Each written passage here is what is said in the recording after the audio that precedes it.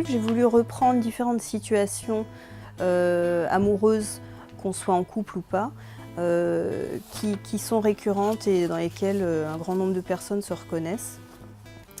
Et j'ai proposé différents profils auxquels on peut s'identifier parce que sans forcément qu'on s'en rende compte, on peut nous dire qu'on est toujours, on choisit toujours le même type de conjoint, qu'on répète toujours la même histoire.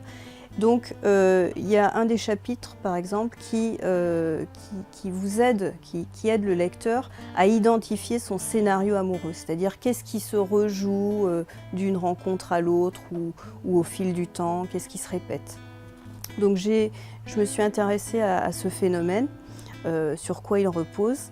Et puis donc je propose différents profils pour qu'on puisse mieux identifier auxquels on correspond.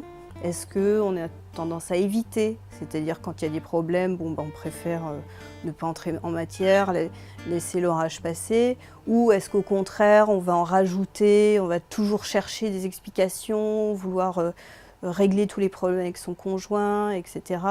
Est-ce qu'on est masqué, c'est-à-dire qu'on n'ose pas dire les choses telles qu'elles sont, donc on va prendre des détours, on va essayer de lui faire comprendre par des moyens détournés. Donc ça, c'est quelques exemples de profils qu'on peut avoir et qui induisent en même temps certaines réactions chez le partenaire. Je propose aussi des profils de partenaires, c'est-à-dire est-ce que vous êtes plutôt avec par exemple un ours, c'est-à-dire quelqu'un qui est dans sa grotte, qui ne veut pas sortir, qui est assez hermétique. Est-ce que vous êtes...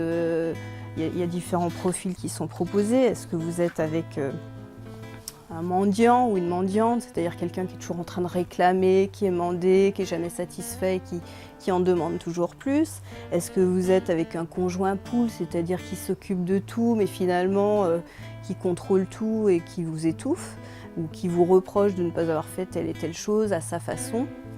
Bref, il y a tout un tas de profils. Il y a aussi l'élastique, c'est-à-dire la personne qui teste un peu la résistance du lien, donc qui va vous pousser à bout pour voir jusqu'où vous allez le supporter.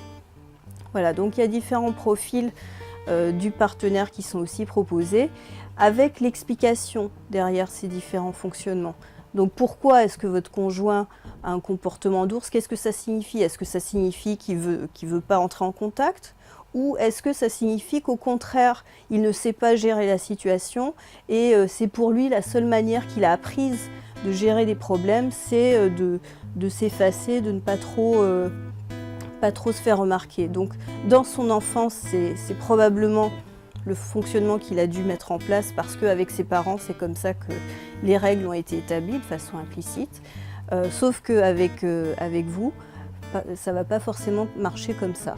Sauf que donc c'est pour aider la personne à mieux comprendre son propre fonctionnement, mais aussi celui du partenaire, et voir que finalement ces fonctionnements qui sont mis en place quand on est en couple, on a l'impression que c'est par rapport à l'autre, par rapport au conjoint, mais qu'en réalité, il y a quand même toute une base qui remonte à l'enfance et qui conditionne la manière dont on vit la relation actuelle. Et ça, on ne s'en rend pas compte. Et ce livre permet de mieux repérer ce qu'on a tendance à projeter sur le partenaire, alors qu'en réalité, il n'a pas ce type d'intention.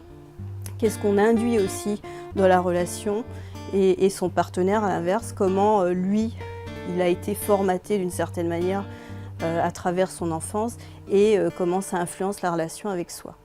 Donc c'est un livre qui permet de mieux comprendre comment des interactions présentes finalement sont beaucoup influencées par les apprentissages qu'on a fait durant l'enfance auprès de ses parents et aussi à l'occasion de relations amoureuses antérieures à celle qui est présente.